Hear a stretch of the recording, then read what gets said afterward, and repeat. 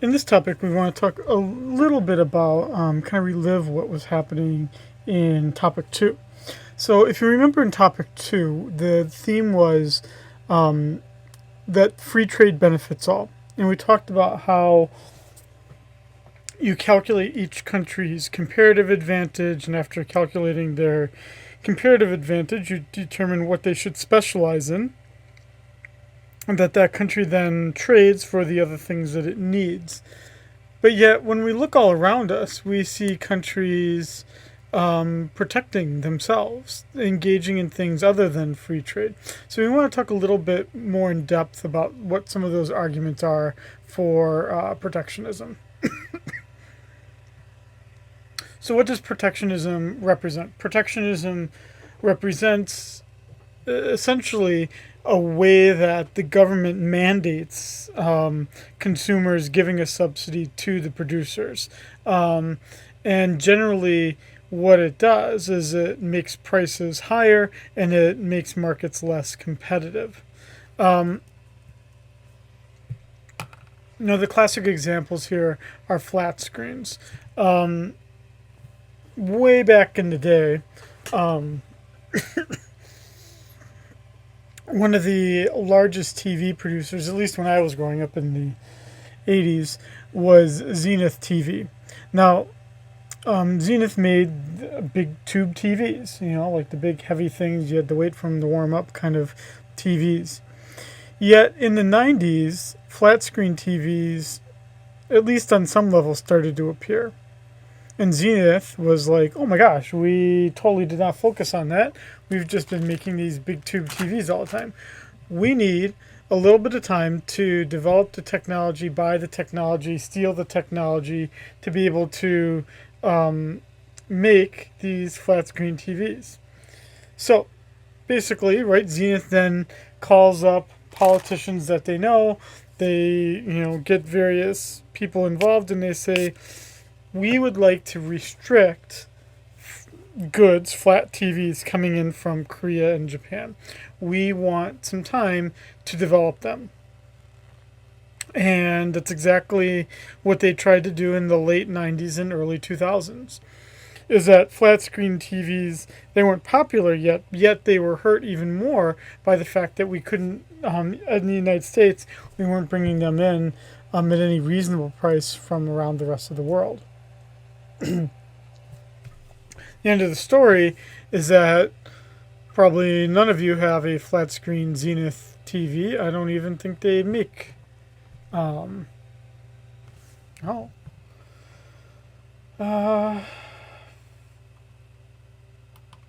Let's see.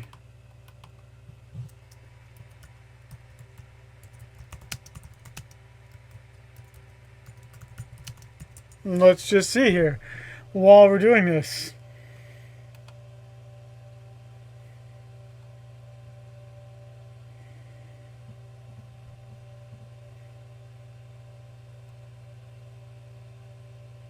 Says they make it.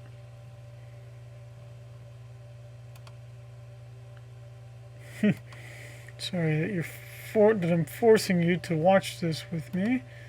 It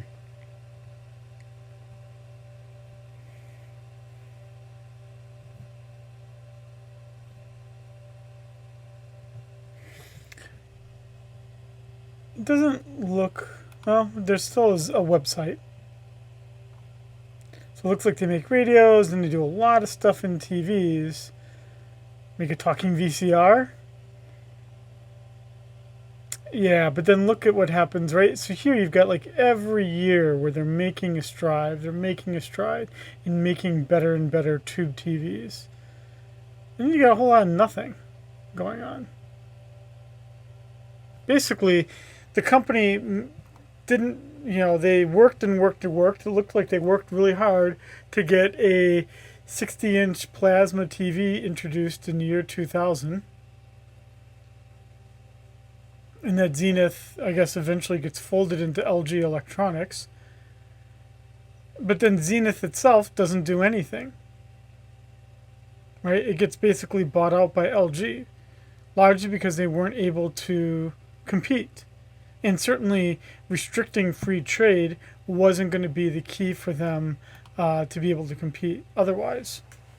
And this is what we see, as we see now here with the first topic. This is what we see time and time again with protectionism, is that protectionism is used typically by a company that's not competing very well as a way to shield itself from others, from competition, foreign competition more specifically. And the way that it gets this protectionism is by tariffs, quotas, and non-tariff barriers. So tariffs would be that you charge a tax for foreign goods coming in. When we think of tariffs, there's tariffs on there was tariffs on Russian-made steel back in the early 2000s. There were tariffs on solar panels in the 80s and 90s, and I think even early 2000s. It's a way for the government to raise some tax revenue, and it obviously restricts trades. Import quotas, what you're doing there is you're restricting the amount that can be brought in every year. This was most famously used in the 1980s by General Motors and by Ford to restrict Toyotas and Hondas from coming into the country. Yet, Toyota and Honda just simply took the factories and put them in the United States, thus sidestepping the import quota. And then you've got non-tariff barriers. So a non-tariff barrier would be if I just make a rule and I say computers can no longer be made outside of the U.S. Or we're seeing this kind of right now too with TikTok, right? We don't know who's going to be able to own TikTok. Right now it's owned by the Chinese. Yet the current presidential administration, they don't want TikTok. They want TikTok to be forbidden to be able to be used in the United States because it's owned by the Chinese. And that's what you see here. Quotas, a numeric limit, non-tariff barrier, a sort of rule or regulation. It makes it really difficult to do. And all of these rules that we impose, or the taxes that we impose, are all carried out through the World Trade Organization, which basically makes sure that no one is harming anyone else. For the most part, while protectionism sells very well, if you're a politician, it sells very well. Economists makes absolutely no sense at all. And that's what this slide highlights right here. And that's what I hope this whole topic will highlight for you. Again, you can get people waving a flag if you say, no more cars from Japan or China, no more solar panels from Japan, no more flat screen TVs from Korea, right? And you get, all these American workers with their hard hats on, like, chanting USA, USA. And it gets everyone, all, protectionist. Yet what we see is that it has a huge cost on the American consumer, and it dramatically reduces competitiveness in the country. And here you can see one example here that from the book. This is one where that for the most part exists. There is, we have a trade restriction on sugar. Sugar has to be domestically grown. So since it can't be brought in from, looks like in this case from Brazil, if we could have had free trade, then the price here would be 16 cents, with the difference between the domestic demand and the domestic supply being filled out by the export of sugar by Brazil. And in the United States, the free trade price is also the same, 16 cents. So it's the same across all the countries because basically the world is one big market. Yet now the difference between demand and supply is reversed, and that difference is now made up by imports. sugar coming in from Brazil. If we had said no more Brazil, if there were only two countries in the world that made sugar, Brazil and the United States, and then everyone said no more Brazilian sugar, then all of a sudden Brazil can't export it anymore. Now Brazil has to let demand equal supply, and the price is going to be 12 cents. If you're Brazil and you're a consumer, you'd think that's great news. But if you're a sugar maker, that's horrible news. And so sugar producers would likely go out of business. In the United States, domestic demand has to equal domestic supply. Now the price is 24 cents. Now the price is very high, which I guess because it's sugar maybe isn't such a bad thing because we don't want people eating as much sugar as they are. But still, you can see here how protectionism, saying we want American sugar, actually results in higher prices for American consumers, which it has. This is pretty true. I don't know if the prices are exactly the same as they are here, but U.S. sugar prices are more expensive because there is a free trade restriction on foreign sugar. And this is just laid out further here in these slides here.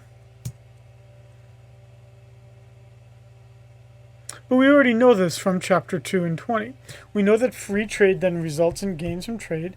Then Brazil would focus on making sugar, exporting it to the U.S. The U.S. would then save some of its time and exchange something back to Brazil. But essentially, everyone, for the most part, gains from this free trade.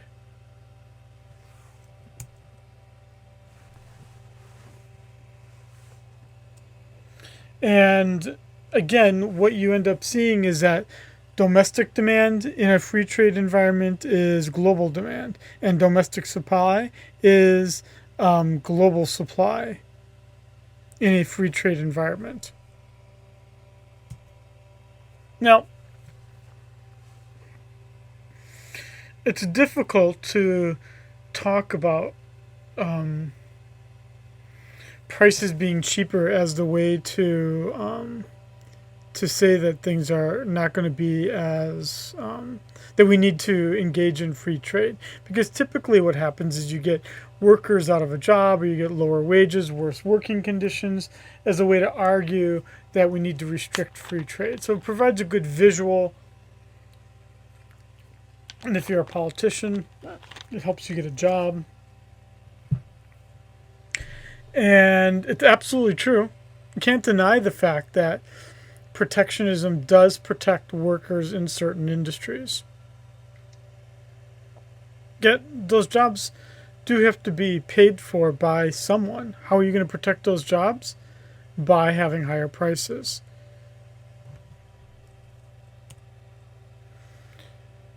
And amazingly, studies exist that have been done in the United States that show that basically you reduce the free trade barriers, someone does lose their job, let's say in the furniture industry, but they end up getting a job in some different industry.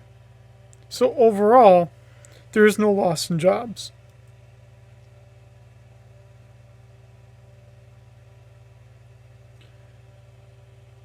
But what ends up happening is that to the extent that you restrict free trade, that you create a barrier to entry, wages do fall overall. And the economy becomes less specialized. And really, there's nothing to be gained by getting engaged in these trade wars. Now, one other argument for that might make a little bit more sense for restricting free trade would be if we didn't like the labor standards in that country. So this is one that we oftentimes see with shoes. Most athletic shoes made in the consumed in the United States are not made in the United States, right? I think there's just like one of the New Balance brands is the only one that's made in United States. Everything else is made in some other country. And those working conditions are very, very bad. So the shoes are made in Vietnam and Indonesia, basically Southeast Asian developing countries. And because those labor conditions are so bad, there are then protests, boycotts, to say that the shoes shouldn't still be produced in those countries. It's not necessarily saying, right, the end argument, though, wasn't that we stopped making shoes in Indonesia and Vietnam. What we tried to do is we tried to say that those sweatshops were better, that they did, meet some certain standards, minimum standards. Now, that does restrict trade a little bit. It makes prices a little bit higher, but it's nothing like saying then the shoes can't be made in Vietnam. And even, quite honestly, as the last bullet point points out, the U.S. is certainly not the world leader in protecting working conditions. So it's the what is it, people in glass houses shouldn't throw stones kind of thing. Now, there's a few other arguments that one might make in terms of restricting free trade.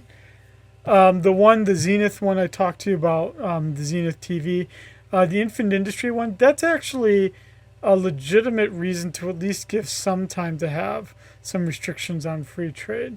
And again, gives the industry some time to mature.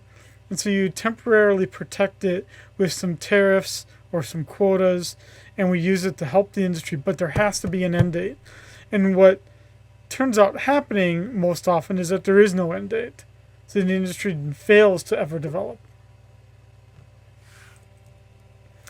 In the anti-dumping argument, it's already not allowed.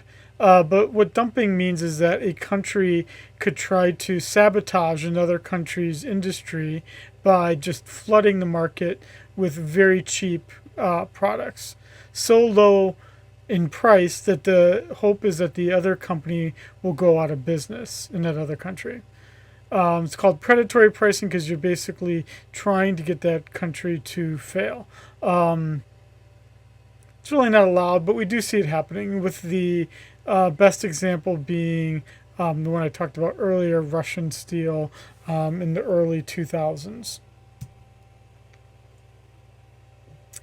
Then we have the environmental protection argument. Sometimes it turns out that when you make the good in another country, that country, to make their cost low enough, they end up cutting corners in terms of protecting the environment. And so if to the extent that they do that, that would mean then that producing the good in those countries hurts the environment, and so maybe we should stop them from doing that. Sometimes you actually see this a lot with fishing, and that some countries are notorious for overfishing. And so we could try to stop allowing fish to come in from those countries if they have bad fishing practices, unsustainable fishing practices. Then we have the unsafe consumer products argument. This would say that we don't bring in things that we think are going to harm others. So lead paint is an example. Genetically modified wheat or things like that sometimes happens. Mad cow disease would be another example. Basically, you stop things from coming in because you say the goods are unsafe. Now, this one's used a lot. In the national interest argument, you basically say we don't want to, for instance, buy our warplanes from a country that we may end up fighting at some point in the future. It used to be used a lot more with oil, but now we actually make all of the oil we consume and export extra. So really the only relevant one here is special materials or technology that have national security applications. You see this a lot in the defense industry with companies like Lockheed Martin that are protected. We saw this also with warplanes. We also see this with helicopters. So you see it a lot in the defense industry. And as this all comes together, where you start to see this all coming together is, again, in the World Trade Organization. And what the World Trade Organization, again, is going to fight for is it's going to try to fight for as much free trade as possible. And it does this through common markets. It does this through economic unions. It does this by promoting free trade arguments and agreements. We have other things like NAFTA. We have APEC. And although we can be hopeful, because the trend has been in the past 60 years that the barriers to trade have lowered and that tariffs have been lower, there's always this concern in an economic troubling time that there's going to be a resurgence of this because you're trying to protect your own country and not help others. And again, one thing that we as economists just almost believe it, kind of adhere to when we think about free trade is we really do want that disruption. We want what Schumpeter, the famous economist, called creative destruction. So we want the furniture industry to go out of business if it can't compete globally. If they can compete globally, then, right, in this kind of Darwinian sense, Charles Darwin sense, in this Darwinian sense, they, thrive. They work hard to compete well. And if they can't, they get bought out by someone else. So Zenith failing was actually what was supposed to happen. Okay, hopefully that brings into conclusion a little bit more to what Chapter 2 and 20 we're trying to do in Topic 2 and gives you a little bit of an understanding of why politicians talk the way they do about free trade policies.